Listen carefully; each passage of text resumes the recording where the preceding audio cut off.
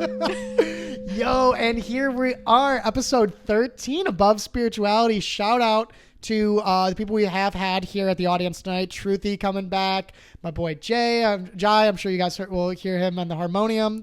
Nils and Alexander. And tonight, I'm very happy to have a longtime friend, Heidi Scheleski. She is a contemporary artist first and foremost, and author. And we are here today to talk about something that has kind of been really near and dear to my heart in like a very tender kind of way, which is how spirituality can connect, how creativity can connect you to your spirituality. Welcome, Heidi. We're really glad to have you here. You look lovely. Thank you so much for having me. You're welcome. So originally the idea to talk about how creativity connects one to your spirituality, that was your idea. And I know you were saying you have a lot you wanted to say on that. What is the first thing that your heart wants to like just get out on that? And yeah, I'm just throwing you the wolves on that. So what I will say is that as an artist, the real work that is done by an artist is their ability to connect and disconnect with the world. So every artist is supposed to master this. That's how they come up with ideas and they come up with different creations, is because they connect different things, people, places, ideas, concepts. And so that's where the real work begins. And that's where it overlaps with spirituality as well. You know, because it's like when you disconnect from the world, and in a lot of ways, it's sort of a spiritual concept that the small self, your body, even like your name, like your human story. I do cuss, and I hope this will make you uncomfortable because I'll do my best to change. Oh no, I appreciate the honesty. Okay, good. Yeah, I like to swear. But these things are really a product of the world. Like they themselves are the world.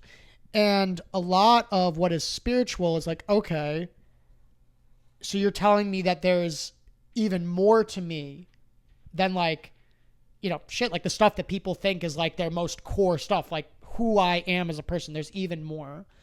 And so you're saying you have to disconnect. So what do you connect to then? So in order to create something, you have to have the ability and the knowledge of how to connect and disconnect. So when I'm talking about connection, that's also about making links between things, right? It's about identifying patterns and about destroying them too. So the ego is a really fickle thing. Your identity is constantly malleable. People think that it is something that you are inherently born with, right? It's something that you're given, like your race or your ethnic background, right? Sometimes people identify with their different groups that they're a part of. So there's so many ways that we can identify, but those things are very malleable, and we can choose to connect and disconnect from them. We can choose differently at any time. And so then would you kind of say some of the art is then made by identifying these things and then finding like, okay, like how can if I separate myself from these two concepts and I look at them from a third way back, like what if I were to connect like two things that weren't initially connected, but are both part of me, and see what is created from there? That's like one of the first places my mind went to. You're talking about in terms of ego, right? Like yeah, and then like you're gonna make art out of those forms. Mm-hmm. So that's where a lot of artists, they bring their identity into the artwork. So you think of artists like Frida Kahlo, right? She is in all of her paintings. It's literally her self-portrait, but in different ways, she's portraying herself and her different identities and different aspects of herself in the artwork. Okay. So it's interesting because like tell me if this is kind of related, because one of my favorite hobbies is I like to play Dungeons and Dragons, and I run the game, And so I had to make up this little world. And I started from scratch. And so I try to think like, okay, if I want to come up for an interesting concept for like something in this world, I need to just I try to like look at things that are like archetypal, and then I will like just combine two of them. So you could think of like with a color, like colors have great connotations. Like, you often think like black, like as like the, like dark. I was like the black and like the color that you're wearing, not black is like the tone of someone's skin, like being kind of like this dark or like evil thing. And it's like, okay, I can combine that archetype with like anything, like a place someone lives, with like a virtue, with a race, with an item such as like a weapon or anything. And from that, I can create something. Is that along the lines of what you're talking about, or is it totally different? So it's funny that you bring this up. My first book, Give Me Wings, I actually touch on this subject. So the concept of the book is about how I would consider it a gentle explanation on how we can choose the symbols and meanings in our own lives. So in a way, this is where I love color. As an artist, I'm obsessed. I love creating my own colors for my artwork and my pieces. I think color says so much about a piece. That's why I admire different artists like Monet, because I love the color use. So colors are very interesting because they overlap symbolically with a lot of spiritual meanings as well. So a lot of times, black was an example you used, and black is something that can also signify protection spiritually. That's why people like witches and things use the black color in a lot of their practices. So not that I'm a witch. I don't know if that needs a disclaimer, but we were talking about that earlier. But black can signify protection, but in some instances we can see it being portrayed as evil as well. So it's very interesting to see, because color all has different symbolic meanings to it, but it's the meanings that we assign to it and under which circumstances we do. Do you think that, just to go to the spirituality of it, like the meanings that are assigned to color are more like something that's like culturally created, so you'd say like a product of the outer mind in the world, or more something that like the spirit, like as like the human spirit kind of like ascribes to it? I love the question. So I think that it is a little bit of both. I think that our environment and our cultures do greatly impact us, but I do think ultimately it comes down to the meaning that we individually assign. Yeah, I think a lot of times when people get like really into spiritual things, it's like you want to totally disconnect from like the power like of the conscious self, like of the outer self, the world, to like program and to create things, and like that's actually where the significance comes. And they want to say like, oh no, it's just all like something inward, or like vice versa, like, oh no, everything's just a product of the world.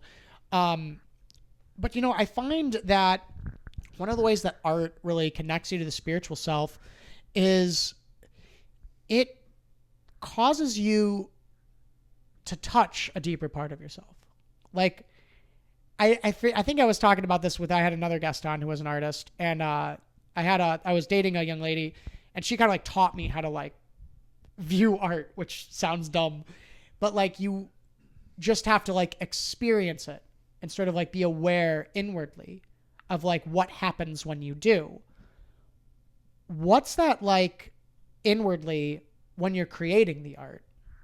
So what I will first say is that learning to view art is not dumb at all. I think that everyone should experience that. Like that's what they should do in art class. Like as a cool, like, okay, we're going to take the kids to the museum. You take them to the MoMA and be like, okay, this is how you look at it. Yes. See what you feel. Yes, because the truth of the matter is that is what we are all doing in life, is that we are assigning meanings. We are making sense of things every single moment of every single day. And as adults, you grow up and you realize, oh, I was never really taught how to interpret things so that I can understand them. You have to make sense of it yourself, and people sometimes expect you to make sense of it readily, but sometimes you have no connection to these things. You're in a completely different culture or country, and you have no connection to it. So you have to very quickly make sort of contextualizing evidence onto what your meaning is of that situation. Well, yeah, and I mean, it's also like for me, I receive a lot of my interpretation of the world like through my body, like through how things make me feel, and I this is something I'm learning not to do is to project that everyone else does that to the extent I do because it's a universal thing, but we're all a bit different. And I do find that the body can be so overwhelming because like I'll see art and I'll feel things, or I'll just be living my life and I will feel things, and it is like then learning to contextualize like, okay, this feeling, which is positive or not positive, pleasant or unpleasant, is because of how I was programmed to perceive the world or how I'm perceiving the world. And thus, I maybe don't have to take it as seriously. And then also learning like, no, this thing that I'm feeling, that's because your soul is reacting to it. And that then takes a different thing. And, no one really taught me how to do that.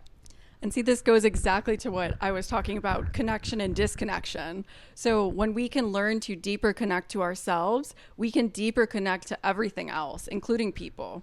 I do want to come back to what I asked before, but I want so much more for you to tell me about like intimately and like subjectively, like what do you mean by this connect and disconnect thing? Because I have struggled to create, I too wrote a book, and at this point now I wrote 3 books. Just got to get the damn things published. But, oh my God, I was floored by how much came up within me when I first tried. It took me years to just write a novel. Like, I was so unprepared for that. And then, of course, you go on Instagram and you follow their artists and creators like, oh, yeah, like, all of them talk about it. But anyway, yes, please tell me more about this connection and disconnection topic. So in terms of the writing process is so creative. And I think people underestimate how creative it is because you're taking symbols, right? Letters, numbers, and you're putting them from your mind onto the paper and you're painting a picture with words. You're doing something extremely creative and spiritual. And the thing is that you have no control over it after. It's the same thing with making a painting or a sculpture even. Once you create it, you put it out to the world and you completely disconnect from it because then it's no longer yours. You've completed your end of the process. Does that make any sense? I'm like at that phase where I like have to like, I've been going back and forth on a draft for like literally this entire year. And I had like this, like I was out with my sister who's on my team she created the book with me. And we wrote this book that was just way too long. It was like 147,000 words. Every fucking agent is like, yeah, we're looking for drafts like the 70 to 80,000 page limit. Everyone's just giving us no's, and I had no idea how to break it up. And then I was literally at a lounge, and I was talking to this guy, and he just said something. It clicked. And so I just spent the last like month like taking my baby and cutting her in half, and I finally read through the thing for the first time. I've never like read my book like as a book, which is like crazy to say, but I read it and it's like, it's done and I can't touch it anymore. Like I will not make another draft. Like I can't but like, I mean, I'm sure, when you're like editing, you're like, if you're like me, every time I'm editing and it's like, okay, and I'll just tweak this and add this and change that. And at a certain point you have to stop. Yes, you are completely right because as someone who is very creative, it's so easy to want to add more ideas, more meaning, more layers to a concept or a piece, but at some point you do have to make peace with it, and I think that also goes for life experiences. What do you connect to when you're creating the art? Would you say like you disconnect from the bullshit of the world and then connect to something? I would say that I connect to myself first and foremost, I connect to myself because I think that if I'm going to create art that is authentic to me, it needs to come from me. I need to be focused on my energy, my thoughts, my experiences. For better or worse, I've painted art that is symbolic of emotion. I did an abstract collection where the art is the emotion, right? It's how I depicted enlightenment in different colors, and forgiveness. What does the experience of forgiveness look like if it were painted without form? Because emotion is formless. So I wanted to bring out the emotion in the art that way.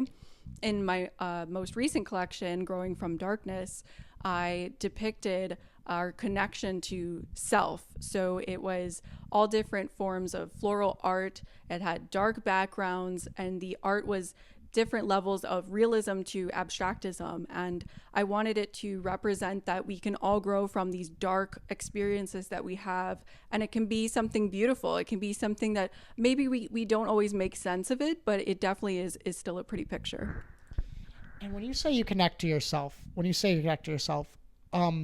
like subjectively, and I'm always asking for like this because I want to know like the inner mechanics because I want to copy them and try to learn. And it's interesting to me, for one, just I don't know if you saw when we had our friend Pat on he was an artist as well, and your advice is similar to his, which is kind of starts to like okay, but anyway, is it more like I need to like connect to my mental self? I need to connect to like my physical self, to my feeling self. Like, what is it for you? Is it a combination? So, okay, I have an example for this. So, Perfect. do you think in different professions you're using all aspects of yourself at once?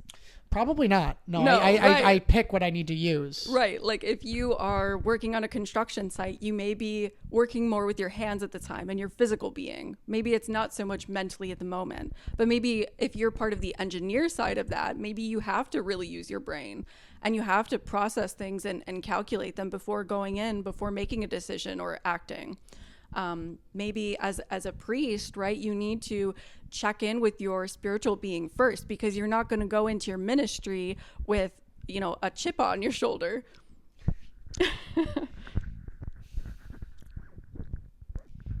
That's because then, like, conversely, what you need to disconnect from like the parts of yourself that are not part of the artistic process or the creative process. Like, you need to let go. Like if you're at your job, you need to like separate out like, your problems in your home life, because that's going to interrupt you doing your job.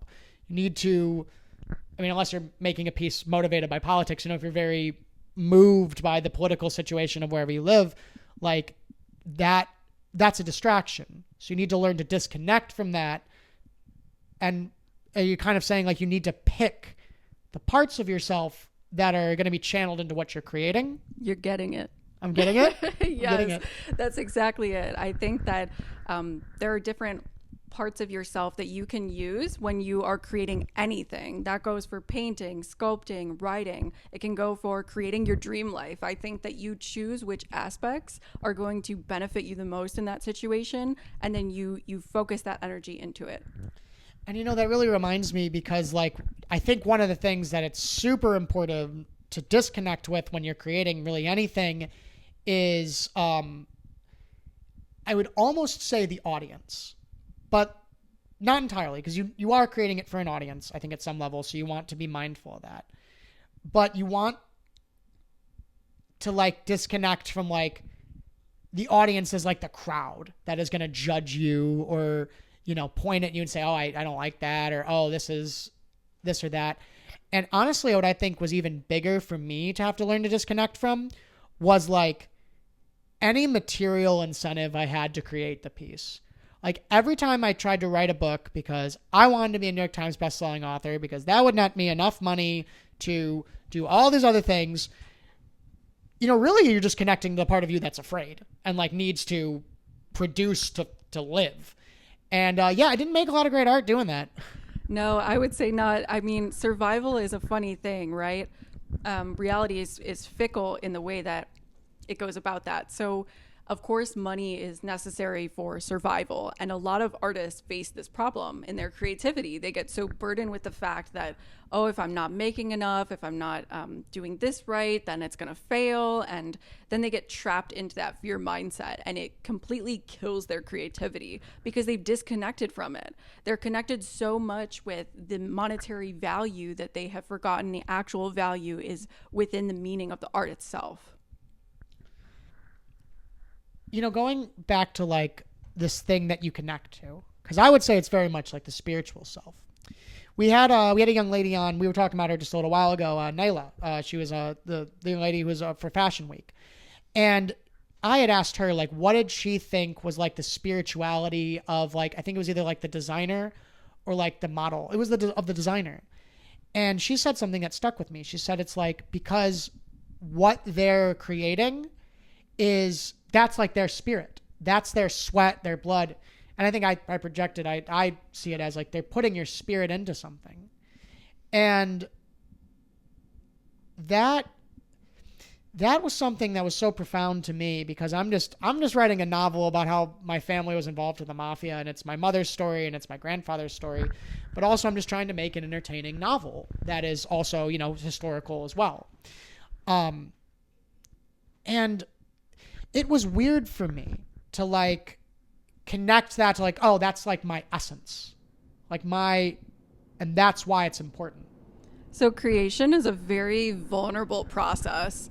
And I think that's where a lot of people become so fearful, because for it to actually work, you need an amount of authenticity for it to work. Otherwise, it backfires on you every time. Yeah, people are good at seeing when things not authentic. Yes, because it's easily that people perceive it that way. They perceive it, to be inauthentic or however they perceive it. But it backfires. That's why when people do things purely for monetary value, it's going to backfire, because they are not doing it authentically from a spiritual perspective.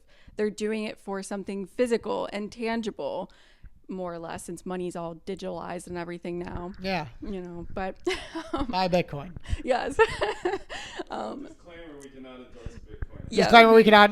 This is not a financial channel, so We're not financial advice, and we're not financial advisors. We're not doctors. We're not lawyers. We're not financial advisors. My day job is I'm a waiter right now, so But going back to your question though, so it does come down to how creation works is that it has to be authentic. And that's why with artists, if they're not being authentic, if they're doing it for monetary value, it's going to get them nowhere. If they can reconnect to themselves, they will find success. And that was a really big game changer for me, is that, I think when you're involved in a lot of things that are like in spiritual circles, I wouldn't say everyone does this, but I think it's pretty common. And maybe it's partially because of like our evolutionary brain that wants to like codify things and put things in patterns. If you have like a spiritual friend, they have probably a very easy time distinguishing, oh, this is like a spiritual activity I'm doing. Like I'm going to yoga, I'm getting Reiki, I'm praying, I'm doing my meditation practice, or I'm going to like whatever group I'm a part of. That's like a spiritual activity of their life. And then it's like, okay, maybe their day job is they do people's nails, they file taxes for people, they run a business, they do something online. And that's not their spiritual thing. Like, so a lot of people, we separate those things. And yet in truth, like your spirit, that's your essence. That's like the part of you that is alive, that is the source of your light, like the light by which you're aware of things. Like that's the most core you. And for me, like how creativity connected me to the spirit is like when I'm making something, like I'm writing, like I'm just writing a novel, it's a historic novel, but it's a novel. That is the innermost me, like beyond Gino. Like that's the thing that Gino doesn't even have a name, or if it has a name, I don't remember it. That was that spirit creating something in the physical world. It was putting itself into it. It has its human touch. And I really find that that's how creativity to me becomes spiritual. So I love this, right? Because your name is funny because it's also a mark of your identity. It's something that you are typically given. Some people are able to choose their name, or, later on in life, sometimes they choose a stage name or something different as well. But it is an extension of your identity, because at the end of the day, when you die, when all of us die, the soul, it doesn't die. because that's the energy that's functioning in your brain, that's keeping you going. So when your body dies, the energy is still there. It's just no longer in the body.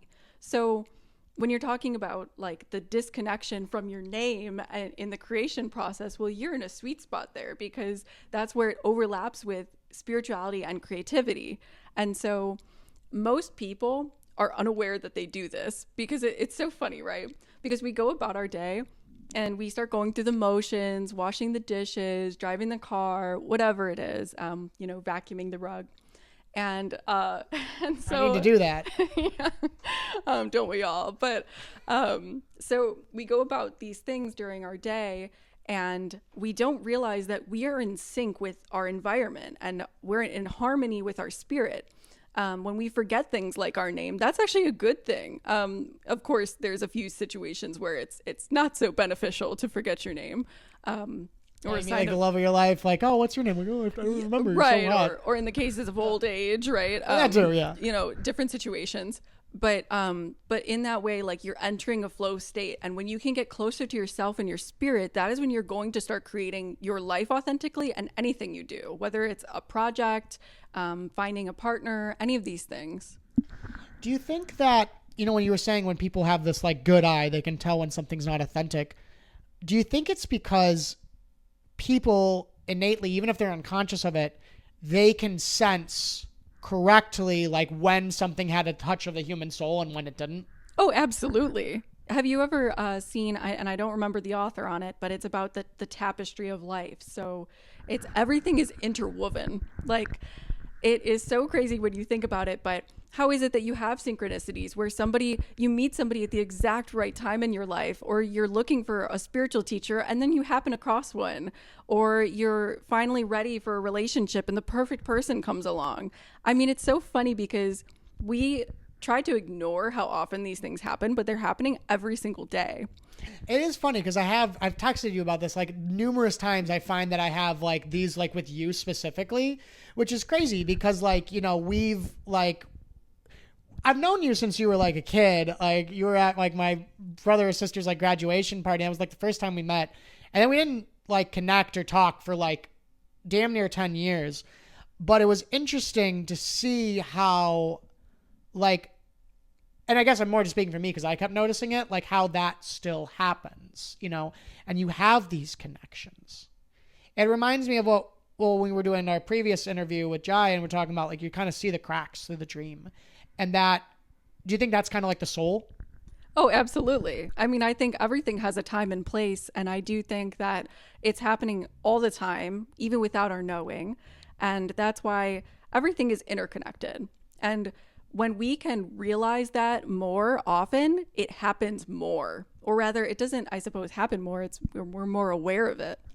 Yeah, it's always interesting to think like, this is a little off topic with art, but whatever, with like the causality of things. Is it like, am I having more spiritual experiences, such as synchronicities, among other things, because I set an intention to do so, and so I'm looking for it? And so either if you're a materialist, it's like, okay, well, you're looking for it, so you're going to notice it more, and maybe there's truth to that. Or you're a little more spiritual. I put my intention on it, so it grew in the interwoven tapestry of life. Or an even more, to me, an interesting concept is something that David Hawkins talks about, a number of spiritual teachers talk about, is they say none of that. They say that deep, deep, deep within you, beyond, the thing that has a name, beyond the little part of you that is an individual being, the spirit within you was moving towards that. And then you started experiencing it. And then almost what Hawkins said is then your ego writes on top of it. It claims like, oh, I did that. I had something to do with that. When really it was just a commentary that happened like a fraction of a second after something it can't see is happening. What do you think is true? I think it's the latter. I think that it's the latter because I do take the spiritual perspective that do you know who Ramana Maharishi is? A little. So he was a sage in India, and he wrote a little book called Who Am I? And he talks about this way to find the self within. And he says, when you find the self within, like the jewel within, he says, like the ego disappears and you discover that the only thing actually doing anything is Shiva, is like God the Father, a Christian would call it.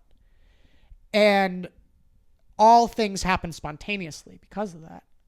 I don't experience that subjectively. I would love to. I keep trying to, but I haven't gotten there. And yet at the same time, as you said with like the tapestry of life, like my spirit, if there is such a distinguishable part from it, because the Buddha said there's no you can't distinguish it, but whatever.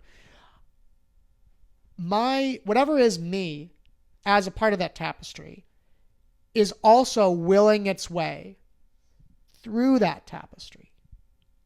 So yeah, my outer ego says I set the intention. That was just a thought I heard. I think it's that the innermost part of my soul set that intention. I didn't hear that thought. It probably wasn't a word in my head. It did that as part of, you could almost say, God's will. It's funny because we'll never really know, will we? Well, they say you can, but they say once you do, you're kind of done with the world. And like, David said he almost stopped breathing. He said if his wife didn't like cajole him into sticking around, he would have been like, fuck this. I love that story. I've read it. Him and his wife actually just Susan wrote a book, a memoir of their life together. I will have to read that. Yeah, it's a beautiful book. Link in bio. No, I'm just kidding. Well, no. We better talk about your book, but yes. I think it's so funny. I don't think I've ever shared this with anyone. I don't think enlightenment is an ultimate state. I don't believe it, because I have felt what enlightenment feels like, and you can choose to be in it. That's the beauty in it. It's the ultimate level of freedom and free will, is you can choose enlightenment, but you have to let go of everything else that you know. Would you like to share the story of when you felt it? Well, I suppose it's nothing really special, unique. We've had so many stories around the world now, and spiritual leaders who talk about it. But I mean, for me, I've always been a very spiritual person. I'm the person who remembers their dreams every night, and I can lucid dream, and I can have precognitive dreams, and I've given spiritual readings before. I'm a Reiki practitioner. Good Reiki practitioner. I had the pleasure. Thank you. But I've always been interested in more spiritual concepts. I've read about different religions and books since I was in, kindergarten, first grade. Like, I am fascinated by those things. So as I grew older and I started dealing with the real experience of reality, I had to make sense of it for myself, which I wrote about some of the lighter topics in Give Me Wings. I don't go into anything too serious there, as far as weight, emotional weight. But as we grow up, we have to make sense of these things. And how I did that was through my creativity, because I realized that despite the hard experiences that I was having, I could dictate what they meant to me, and I could change them and create them into something new and better. And that's how I've sold dozens of paintings. It's how I wrote and produced 2 books now. It's how I have done all kinds of things. I mean, it's fascinating to me, the things that we can do when we allow ourselves to have the experience of them. And that's what happened to me with having the experience of enlightenment. Some people, from different religions, they may think that what I'm saying is not so legitimate. Apostasy, I suppose. Blasphemy, sacrilege. Yes, there's lots of words for it. Perfect verbiage there. But I mean, it is a state of mind. So my experience was just that through getting out of these hardships, I was meditating more often, and I was just connecting deeper to myself. And I realized that I had this moment where I was completely detached from all aspects of my identity. I felt, I suppose you could describe it as warm, elated. I felt connected. I felt peaceful, serene. This is what I tried to depict in the painting that I did on it. So just a very content experience. But you can choose to leave that state of mind. I think it's interesting, how often in spiritual circles, as a spiritual teaching, people talk about your ability to choose in these worlds. And I get frustrated by it because, I don't see the truth of what my total experience is. I've often found it difficult at times because there's so much that comes up usually from within that I feel like it derails my ability to choose. It's like, how do I choose in the face of just like complete depression or like so much sadness that like I have to go sit down, how do you find that you've been able to choose? So I really love that you brought this up because I think that there's a lot that we don't consciously choose. And I think there's a lot that we are given. So especially as children, I think that when you opt into living, as a human, you are opting into a lot of different things that are considered outside of your control. Some people philosophize that you choose these things before birth, which that's something I believe. Yet it's just a belief, right? And so some people think of it that way. Some people think that it's completely random, that you're just given a set of cards and you have to deal with them. I won't ever assign meaning for somebody. They can decide that for themselves. Probably for the best. Yeah, for however they choose to cope with it. What was your question? I want to circle back here. How do you find that you're able to choose? Yes, thank you. So I think there's a lot of circumstances in our lives which are not of our choice or not readily would be our choice. That goes for a lot of things. People who are survivors of abuse and trauma and all kinds of different things like natural disasters. But I think that at the end of the day, it's about what we make out of them, right? It reminds me a lot of, have you ever read The Shack or seen the movie The Shack? I don't think I have. It's one of my favorite depictions of Christianity, and the book, which itself was a project of creativity of the author. I forget his name, William something. The book is about a man who is on a vacation, and he his 6-year-old daughter is out of his sight for a couple minutes, and in those minutes she is kidnapped, and he later learns was murdered. In not a great way. And he's destroyed by it. And he goes to the shack where, they believe the murder happens. And there he has this essentially a trip where he meets God as the Trinity, God the Father, God the Holy Spirit, God the Son. And And essentially God in the book is trying to show him how look, I didn't cause these things to happen. Said they're there for your learning, but it's because I can make something beautiful out of something terrible. And if you really take a more modern spiritual view, God is the spirit within you. So you can make something very beautiful and almost artistic out of anything that happens within your energetic awareness, your psyche, your body. No, I really love that. I think not the story. That's so terrible. No, it's oh my God. It's just you never even had a child. Yeah, but it's oh my God, in minutes, just gone. And that's the funny thing about reality here is that things can change in a minute. I think it's easy to forget that too. I think when we are creating our reality, we are doing a lot of it subconsciously. And I think that comes from the spirit. I think that's where a lot of people are trying to find a power source, right? They look for God, Jesus, whoever that they would like to identify with in this life. And they look to them for spiritual guidance. But what they're missing in all of these religions is that it just comes down to you. It comes down to how you're coping with it in your reality. It comes down to the meanings that you would like to give it and what you would like to create out of it. Because there are some things that perhaps in this lifetime we will not make sense of. Miscarriages. There's so many different horrible things that people go through on their day-to-day life, and they have to decide what was the meaning that they gave it. And people derive this through their spirituality, and that comes down to their connection with themselves.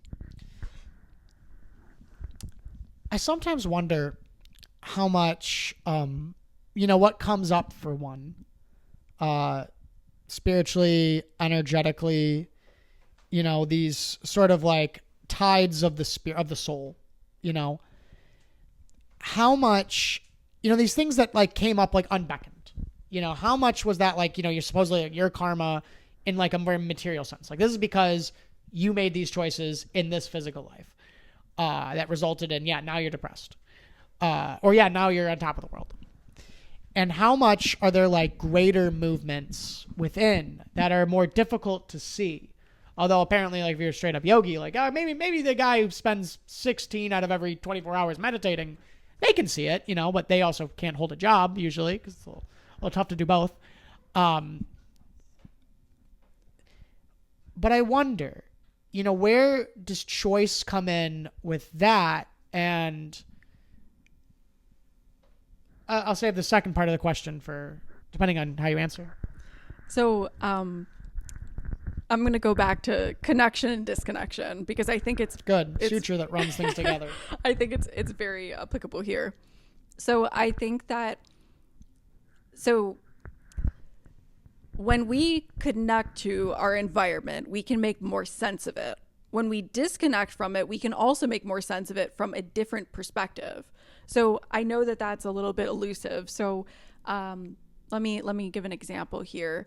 So right now, when I am talking with you, we're connecting, right? Like as two people, two different minds, we're connecting, and you can perceive certain things from that. If I were to think from one of our audience members, that's a disconnected point of view because they're not invested in this interaction and this connection. Does that, am I making sense right now? Oh, no, I understood you from the start, though I think I'm grateful that you gave an example because I don't want to take for granted for other people. Ultimately, in the book, there's a scene where God the Father is on a walk with the main character, and he's like, he gives him, I think it was like a coal or something, or like a rock. And he said, this rock is like, essentially like your hatred for your daughter's murderer. And he said, forgiveness is just like, okay, put down the rock. And he had to be honest that he didn't want to. And I think something I struggle with is that sometimes, maybe it is just as easy as like, I just put down the rock. Like just, I know all these things are happening to you, and it's not like there's this, like, let's not kid ourselves. Like there's truth in the human experience, but you can just put it down. And then at least that allows you to maybe see it for another angle, if maybe not, at least for a couple minutes, hopefully. I love that because I think that putting it down is just another form of disconnection. Yeah. I like to, because as you to connect to the other part, which is connecting, as you connect to the self in forms of creativity, one of the things that I think is so interesting is much like, the insights that came to this author, much like many of the authentic things that are conveyed when you create a piece of art, is that when you connect to something within, there are these purviews of the spirit, like these like insights of the inner self that just come through. It's like in the Bible where Jesus says, oh, you're going to be put before the judge. Don't worry. You don't need to know what to say. The Spirit will say it for you. And that is an amazing thing of like what can come out during a creative process. And it's interesting how you were talking about, gosh, I guess just a lot of times we're just sort of in our own way. Like there's just something we're too connected with. Oh, absolutely. I think that we are all our own biggest obstacles. I think that even it could be something that we perceive as something that's insurmountable, right? But it's within ourselves that we're still dealing with it. We're the ones who are having to make sense of it. I fucking hate that. I hate Don't it. we all? I hate it. And I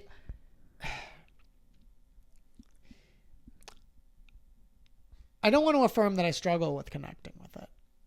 There's truth that there is an obstacle. Yet, it's very interesting how things shift, and sometimes it just, you start to notice from within it's easier to drop it. And yeah, there's probably truth in that times, especially I'm sure a lot of artists, especially when you're first starting or whenever you're in that block, like, yeah, there might be a work to it. Like you might not always want to be as passive about it. Sometimes you need to drop the thing with intention. Yes, and I think being in any sort of position in the world, whether it is as a creative or a business owner, or it's as somebody who is working in corporate America, it doesn't matter which position that you choose to be in necessarily. Again, to me, it's about what you do with it. And I think that a lot of times when it comes to our life and how we're living it, it comes down to our connections with other people too. I think that, like I said, as an artist, you're constantly bridging connections and patterns and concepts and ideas. All of my artistry and my series of paintings are done as concepts. I want to provoke these spiritual connections and feelings to people so that they can deeper connect to themselves. And my newest collection that I'll be coming out with is about our connections to other people, like love and longing, that kind of thing. So I think that what I mean to say is that what you're talking about right now is that our interactions with other people, our conversations, these can also bring about different epiphanies and understandings and realizations and meanings for our own lives. You know what I realized what I said when we were texting and I was saying like, oh, I know what I want to talk about, is I think one of the ways that creativity connects us to our spiritual self, which is just true of how life connects us to our spiritual self, because every aspect of your life is your spiritualized, and God, I hate how buzzy of a word that is, but it is with dropping all of the connotations and the jargon and the connotation again, but when you drop all that other stuff, the direct experience of your life is a sacred experience of your life, because it is your innermost life that's experiencing the world, the human, the mind, and that happens in anything that you do. All of aspects of your life are a profound thing at some level. And I think you just have to make the choice to connect to it. On that note, plug your shit. Please. I'm sorry. I just have too much of a shit out. I just like to I want to say something fancy and then something silly. But yeah, tell the audience about what you got going on. Well, as I mentioned, I have artwork coming. So I love to post my creations on Instagram and TikTok. Fire Instagram account. Thank you. I curate that because I can't help myself, and I, artistic vision. But yeah, I am definitely on both of those. For those who are professional seeking, I guess I'm on LinkedIn too now, and I do have a website, my professional website, and you can subscribe for exclusive offers on my website. So I always release art content for my email list first. So if you'd like exclusive things, you can always go there. My books are both on Amazon. So if you'd like to find them on Amazon, you could do that as well. And we will provide links to all of that. Heidi, you've been a wonderful guest. Thank you for coming on the show. Thank you.